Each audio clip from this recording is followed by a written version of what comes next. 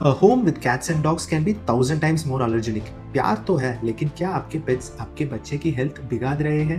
आपका बच्चा बार बार कोल्ड, कॉफ या एलर्जी से परेशान है? डॉक्टर्स के राउंड, सिरप, नेबुलाइजेशन सब ट्राई कर लिया, पर एक चीज इग्नोर हो रही है, आपके घर के पेट्स।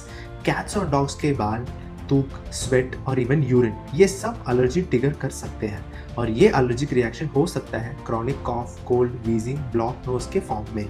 अगर आपका चाइल्ड सेंसिटिव है तो सबसे पहला स्टेप है remove pets from close contact. हो सके तो एलर्जी टेस्ट भी करा लो। ये रील किसी पेट हेटर के लिए नहीं है, बच्चों के लिए है। सेव करो, शेयर करो विद अदर पेरेंट्स और फॉलो करो फॉर मोर सच ट्रूथ्स।